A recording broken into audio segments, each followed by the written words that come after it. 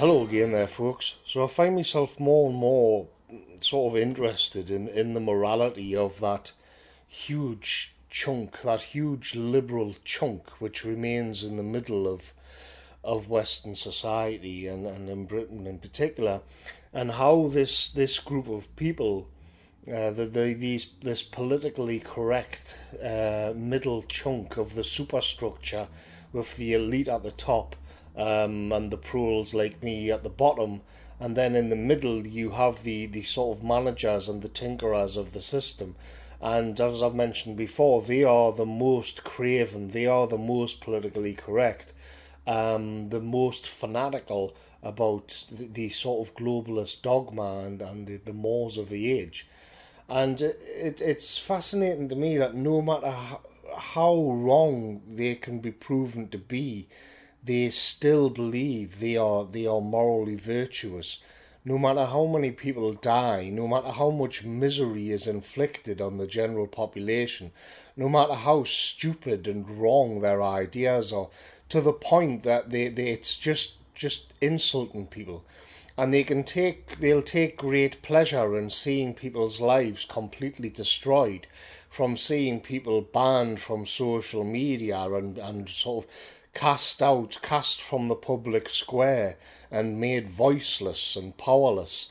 And they'll gleefully cheer on someone having been completely crushed by the system.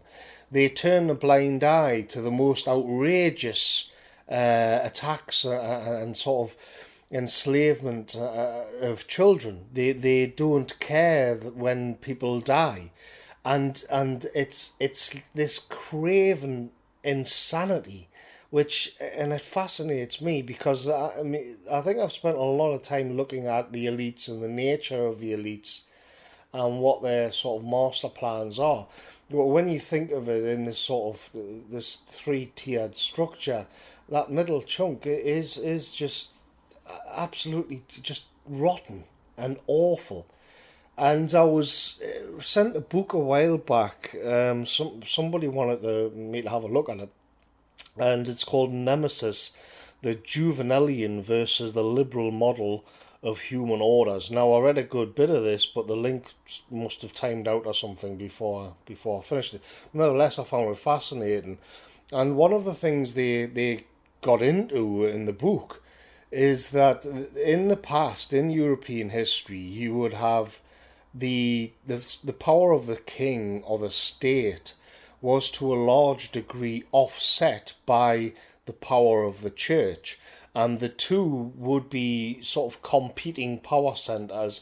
And what that meant is that if one of these powers became too overbearing, then the other one would then look for allies within the general population. Now that might be the aristocracy or it might be the peasants, and that would then reset the balance, and you would and of course it did mean that there was perpetual warfare in Europe, but at the same time there was a sort of equilibrium was reached as well, and what we see of course in the West is that the church is gone.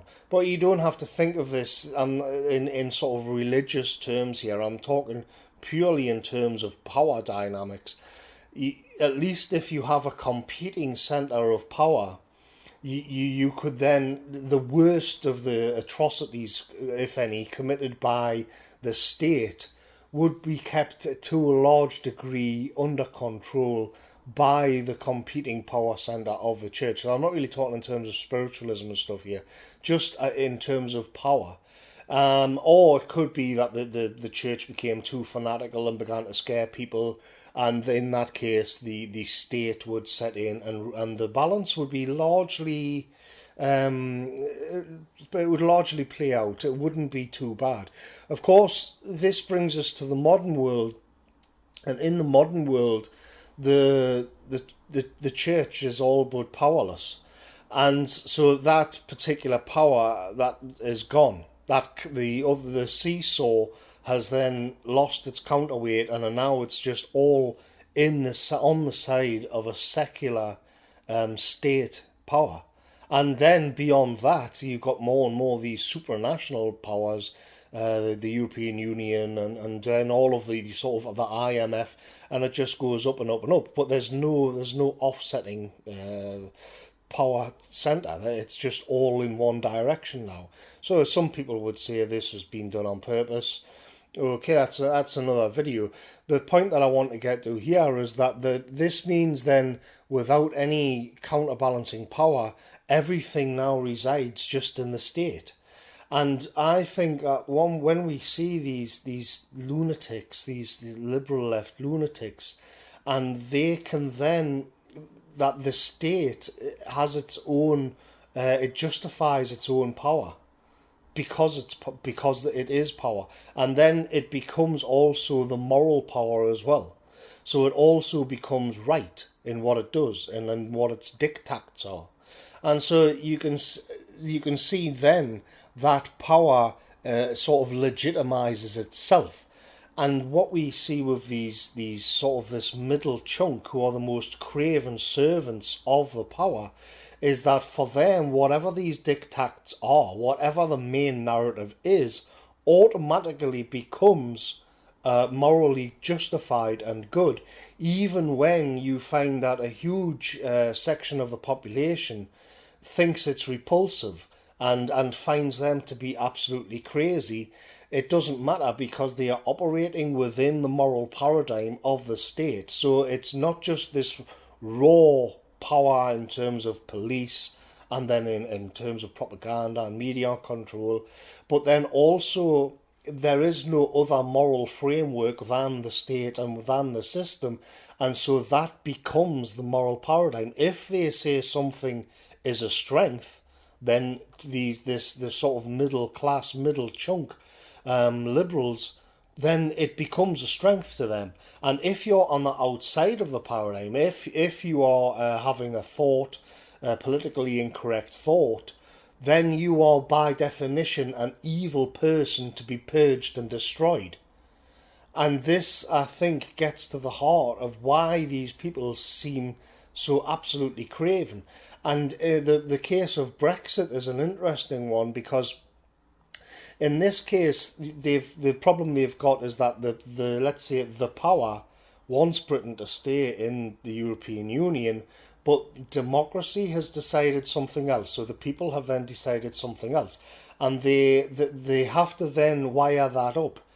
And what they've decided to do is to sort of lie and cheat and sort of rob the people of their vote and just constantly moan, constantly kick it into the long grass.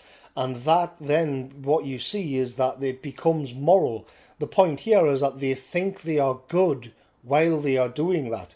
So they live in a democracy, they're trampling all over democracy, but they still think they're morally right and virtuous while they do it. And this is like, why? How can you think that?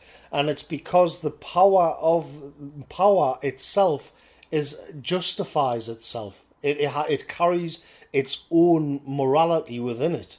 It is a more sophisticated form of might makes right.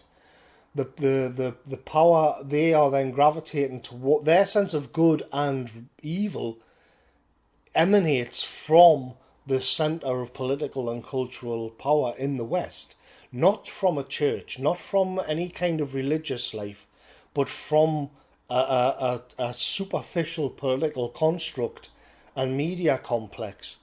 It's become this metaphysical, spiritual force in itself for these people.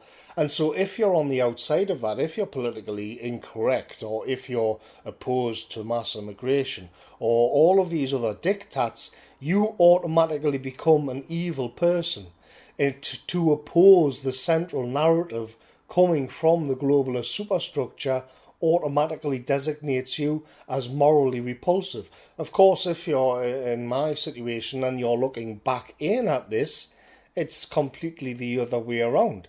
Then these people just seem like craven lunatics, and they'll happily destroy your life for being against it. I've been accused of all kinds of things this week. It's been insane. But it's really just quite interesting to think about how the craven and sort of enslaved they are to this paradigm where the power itself becomes what decides what right and wrong is, because there is no other focus point. There is no other narrative than that. So everything has to be, all what we would think of as being right and wrong, and good and evil, is encompassed within this sort of political, economic, globalist media complex. That's where they gravitate their morality from. And the people who are more on the outside of that look back in and are just completely baffled.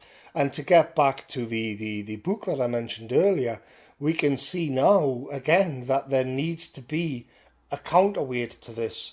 Even a nationalist party, for example, will be operating within this complex.